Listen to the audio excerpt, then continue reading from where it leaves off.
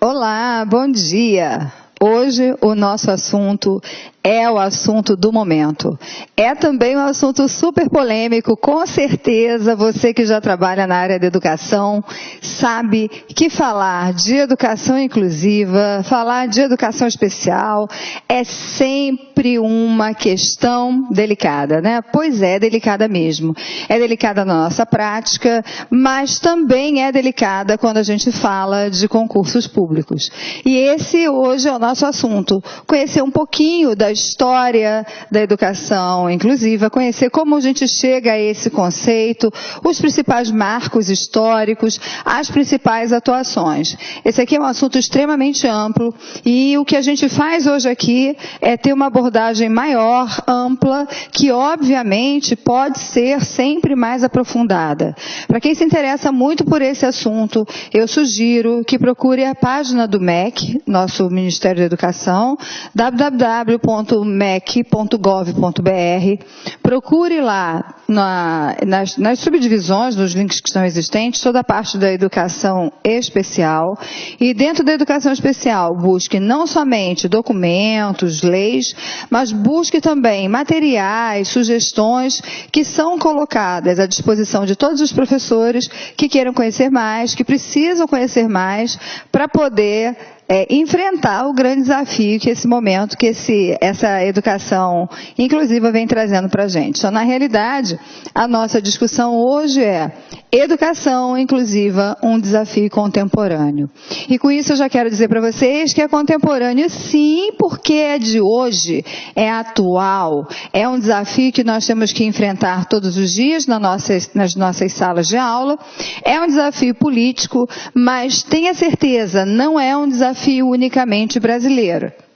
Muitas vezes as pessoas acham que essa ideia da inclusão, ela é uma invenção brasileira, ou é uma pressão brasileira, porque a gente está tão acostumado com uma política esquisita, vamos chamar assim, que muitas vezes a gente tem visto aqui no nosso país, e quando vem alguma coisa como, por exemplo, esse movimento da educação inclusiva, a gente fica achando que é uma criação, muitas vezes nossa aqui, tupiniquim, para poder dificultar já o nosso trabalho que já é tão complexo. Mas na realidade não é. O conceito de educação inclusiva é um conceito que vem sendo trabalhado, que está relacionado a lutas no mundo todo. É um movimento internacional e que está muito apoiado numa outra ideia, que é uma ideia que a gente não vai neste momento, nesta aula, aprofundar muito, mas é uma ideia que a gente precisa ver, inclusive para a nossa preparação para os concursos, que é a ideia de educação como direito, mas educação como direito humano. E nesse ponto, quando a gente fala do humano, a gente tem que abarcar todas as diversidades, todas as diferenças do que significa ser humano. Nessa perspectiva, essa é uma imagem que vocês veem facilmente na internet relacionada a toda essa questão da educação inclusiva. A educação inclusiva, embora o nosso olhar acabe sempre focando mais na questão das crianças que têm algum tipo de deficiência ou que têm algum tipo de transtorno de desenvolvimento ou que têm alguma alta habilidade ou superdotação, na realidade a educação inclusiva é um conceito muito mais amplo que diz respeito à inclusão de todas as diferenças, partindo do princípio de que todos nós somos diferentes. E a educação precisa, de alguma forma, buscar alternativas de trabalho, buscar metodologias, buscar recursos e outras possibilidades que deem conta de atender a essa diferença, essa diversidade humana. Pensa que é muito legal que a gente seja bastante diferente, que nós tenhamos esse leque de diversidade aqui à nossa volta, porque, afinal de contas, imagina que chato se todo mundo fosse igual? Pois é. Então a gente tem que olhar para essa história da educação inclusiva com um olhar um pouquinho diferente. Eu trago para vocês um trechinho de um movimento internacional que aconteceu em Salamanca, tá, em 1994, um encontro onde foram discutidas as questões da educação inclusiva, da educação para a diferença, da educação das pessoas que têm alguma deficiência, e Isso ilustra bem a nossa situação atual, o nosso desafio. O desafio com que se confronta a escola inclusiva é o de ser capaz de desenvolver uma pedagogia centrada na criança, suscetível de educar com sucesso todas as crianças, incluindo as que apresentam graves incapacidades. O mérito dessas escolas não consiste somente no fato de serem capazes de proporcionar uma educação de qualidade a todas as suas crianças. A sua existência constitui um passo crucial na ajuda da modificação das atitudes discriminatórias e na criação de sociedades acolhedoras e inclusivas. Com certeza é um desafio. E com certeza você, eu, nós, professores, muitas vezes nos sentimos muito sobrecarregados, porque é como se o peso ou a responsabilidade sobre a inclusão estivesse somente nas escolas. Na realidade, seria muito mais natural e muito mais necessário que nós começássemos a falar de uma sociedade inclusiva, tendo em vista que a escola é apenas um dos lugares, não que isso diminua a escola de importância, tá? Mas a escola é um dos lugares responsáveis pela educação, mas não o único. E quando a gente fala de educação inclusiva, a gente não pode esquecer que a gente precisa também ter cinemas inclusivos, que a gente também precisa ter restaurantes inclusivos, prédios inclusivos. E com isso, eu estou querendo dizer, pensar em diferentes outros equipamentos da sociedade que também deem conta de abarcar a diferença, que também deem conta de proporcionar acesso, de proporcionar que aquela pessoa que foge daqueles padrões determinados inicialmente possa ser ali acolhido. E aí eu trago uma pergunta para vocês. O que é ser normal? De onde vem essa ideia do que é normal ou do que não é normal? Então, assim, quem é da área da saúde ou conhece alguma coisa, de alguma forma, tem um estudo maior sobre essas questões, sabe que existe um documento que vai classificando transtornos, doenças, especialmente aquelas que se relacionam às questões mentais, que é o DSM, que vai colocando várias condições e características, determinando e colocando as pessoas em caixinhas.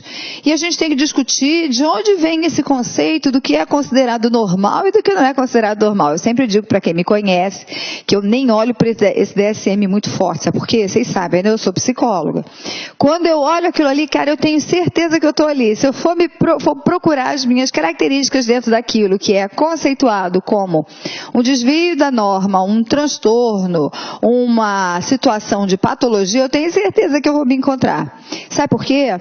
Porque cada vez mais o que é considerado normal ou não normal, anormal, está cheio de critérios e cheio de novas possibilidades que antes não tinham sequer sido exploradas. Para a gente pensar e entender bem essa questão do que é normal, norma é um conceito que vem da estatística. Quando a gente estuda um pouquinho de estatística, a gente vê que existe um padrão. Então, esse padrão tem alguns desvios, mas é um padrão. Tudo que se encontra dentro desse padrão e dentro desses desvios considerados desvios possíveis, a gente considera como normal. E o que está fora, esteja muito abaixo ou esteja muito acima, é considerado anormal. Agora veja, a gente está usando um conceito da estatística para definir seres humanos. Então, como a maioria dos seres humanos usa as pernas para se locomover, tem um certo desenvolvimento motor, todo aquele que está fora desse padrão cai nessa categoria deficiência. Como o desenvolvimento intelectual das pessoas segue um determinado padrão, todo mundo que está fora desse padrão é considerado, então, anormal ou com alguma deficiência, melhor dizendo, fora do padrão da normalidade. Então, a partir dessa discussão, a sociedade veio se estruturando e criando cada vez mais olhares discriminatórios no lugar de olhares inclusivos. Então, quando a gente olha para o diferente, quando a gente olha para aquele que está fora desse padrão de normalidade, O nosso olhar vem sempre carregado dos preconceitos que estão ali presentes. E é simples, faça uma pergunta para você mesmo, enquanto professor, e essa é uma pergunta que vai te ajudar na tua prática, e vai ajudar também quem está ao teu redor. Pensa o seguinte, quando você olha uma criança, e essa criança tem síndrome de Down, o que você olha primeiro? Você olha a criança ou você olha a síndrome?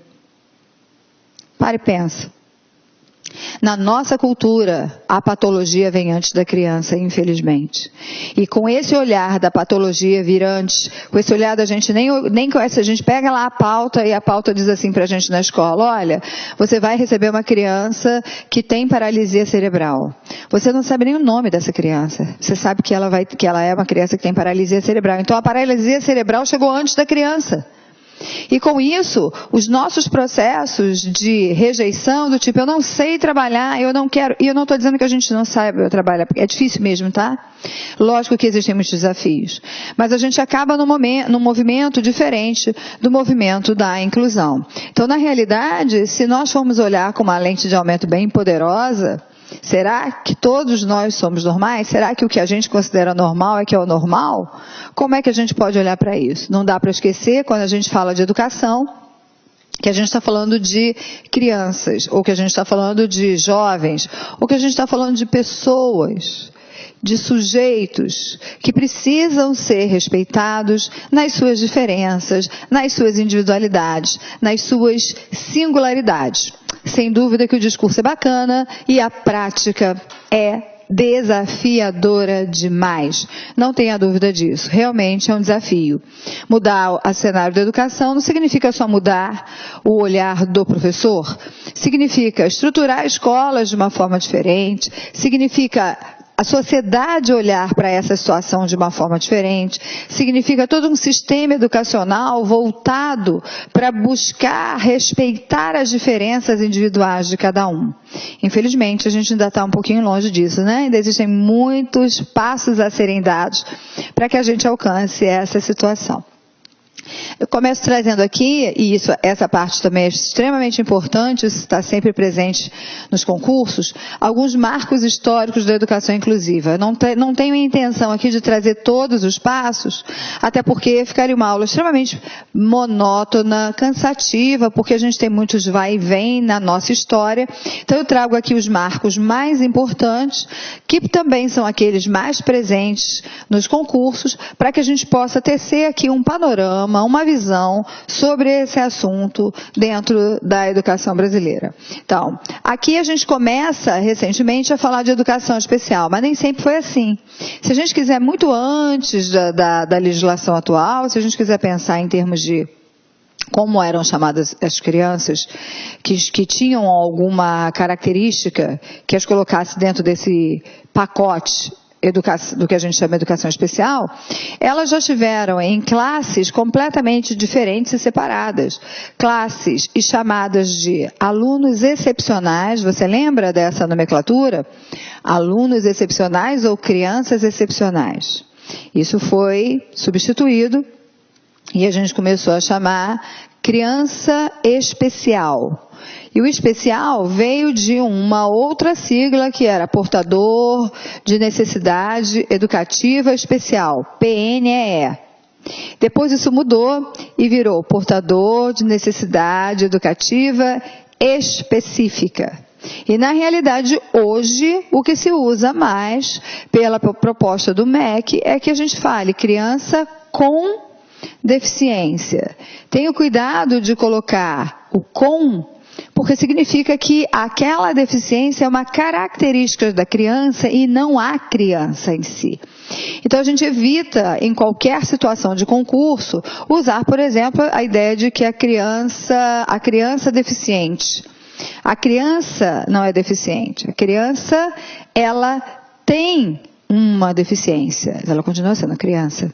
O aluno não é deficiente, o aluno tem uma deficiência. Então a gente começa a ver que, junto com essas alterações na nomenclatura, existem muitas concepções por trás delas que vão fazendo toda a mudança nesse panorama que nós encontramos hoje.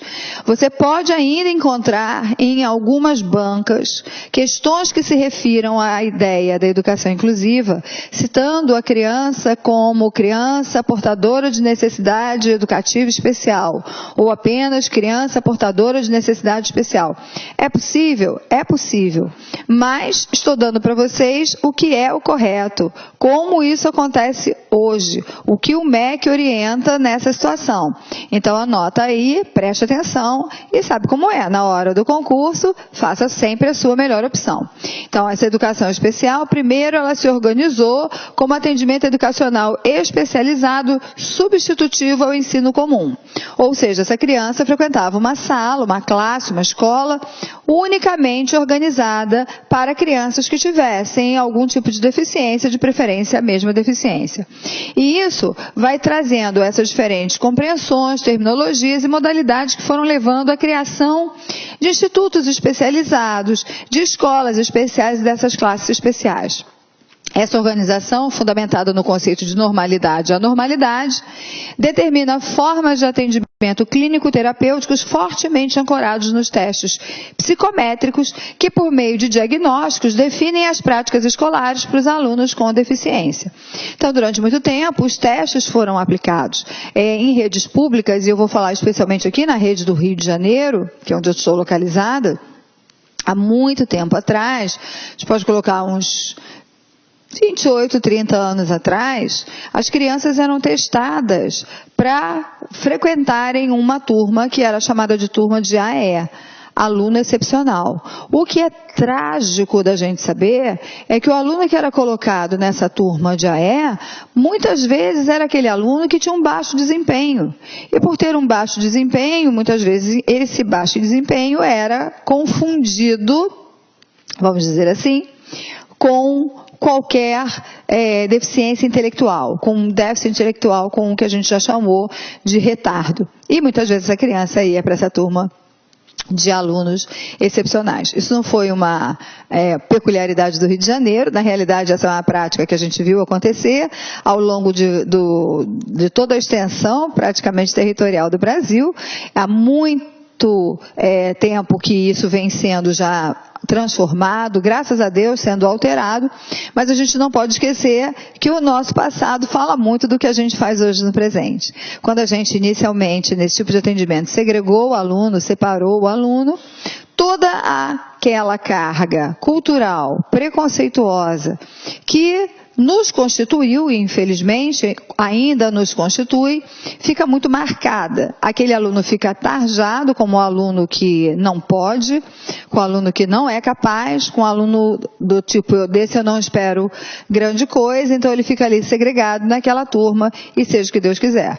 A escola fica muito desresponsabilizada com esses processos e entende que esse aluno é muito mais, nesta época, responsabilidade das questões clínicas, dos médicos, dos tratamentos, sem que a própria educação se repense, pare para olhar suas próprias propostas, o que é possível nesse sentido fazer com esse aluno. Aqui no Brasil, a gente tem no Império, lá no início, tá? Na época do Império, a criação de duas instituições, que por acaso são duas instituições também aqui no Rio de Janeiro, tá? O Imperial Instituto dos Meninos Cegos, em 1854. Hoje a gente conhece essa instituição como o IBC, Instituto Benjamin Constant, que fica aqui no Rio de Janeiro, e que tem um atendimento para crianças, pessoas com deficiência visual ou cegos, ok? E o Instituto dos Surdos Mudos, em 1857, que hoje é denominado Instituto Nacional da Educação dos Surdos, o INES, também aqui no Rio de Janeiro. Então, essas duas instituições foram pioneiras. Há uma discussão muito grande em relação a essas duas instituições, que existem até hoje. Existem discursos calorosos favoráveis a elas e discursos também calorosos desfavoráveis a ela.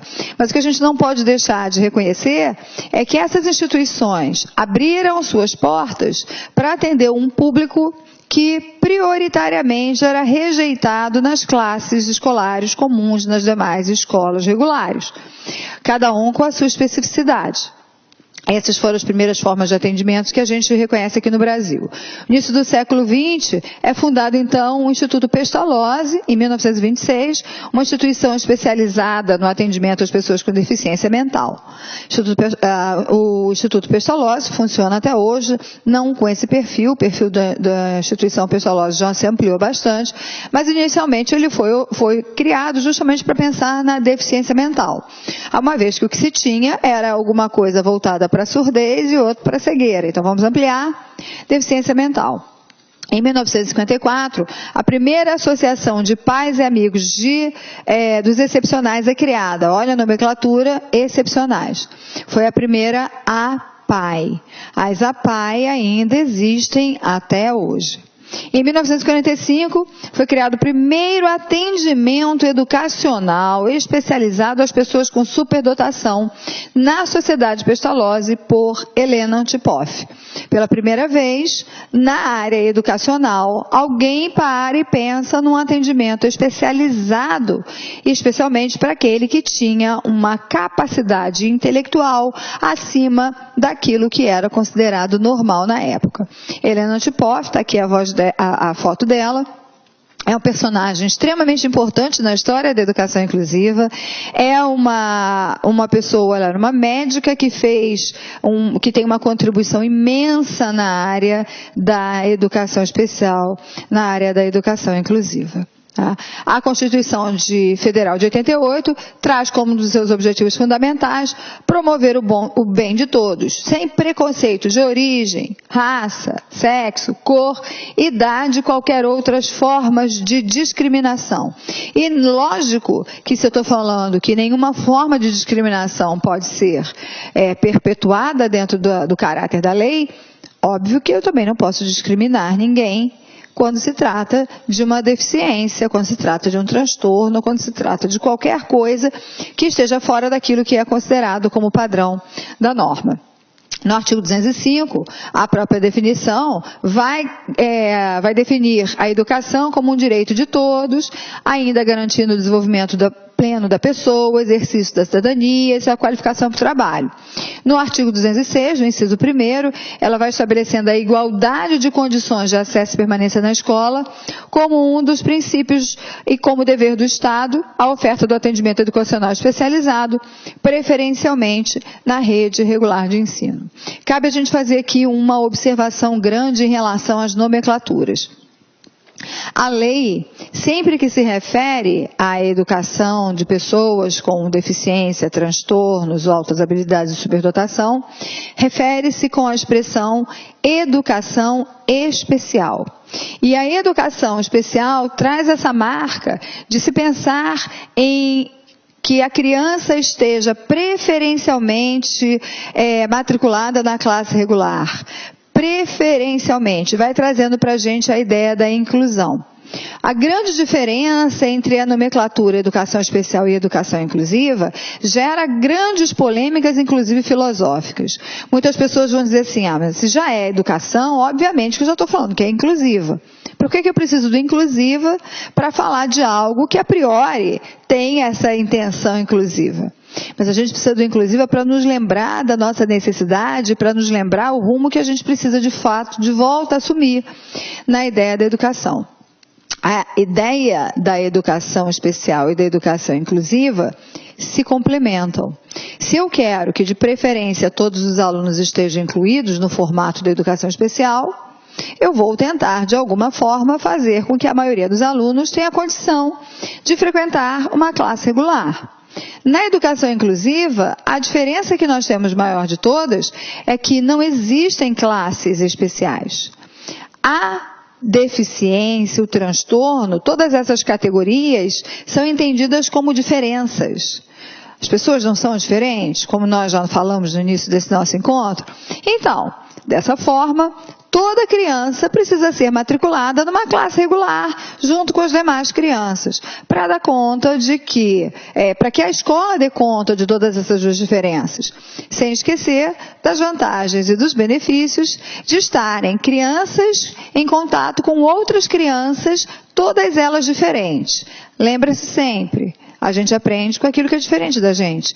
A gente nunca aprende com aquilo que é igual. O que é igual não tem nada a me ensinar. O que é diferente, esse me ensina e me ensina muito.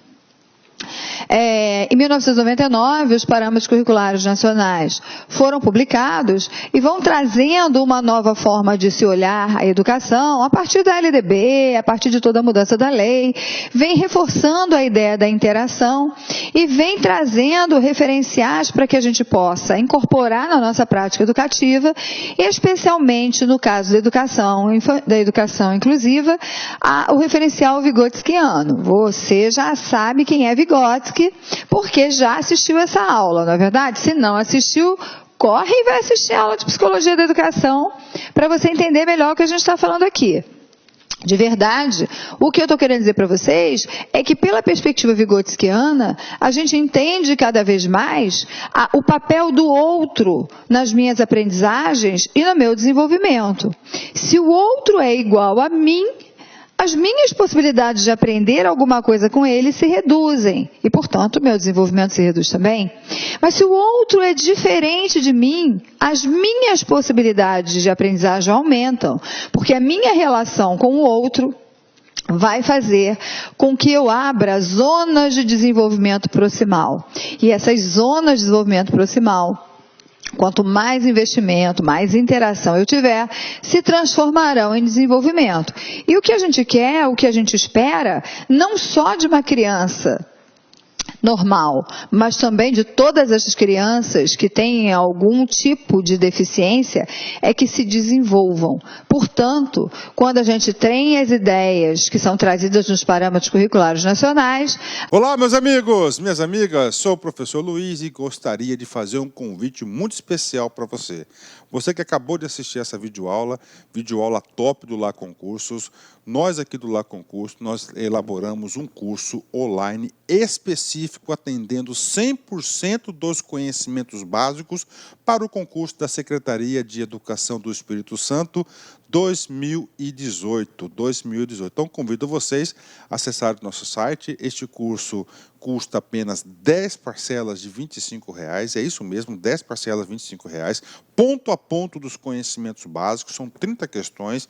Tenho certeza absoluta que se você assistir todas as nossas videoaulas, assistirem lá, atenderem, cumprir as nossas orientações pedagógicas, e vocês aí irão ficar competitivos e irão pontuar suficientemente aí para a sua aprovação no concurso público. Tá certo, meus amigos? Então, espero vocês aqui no Lá Concurso.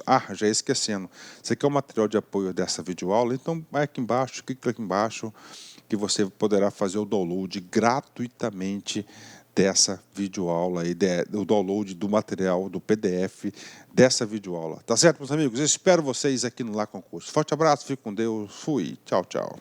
Clique lá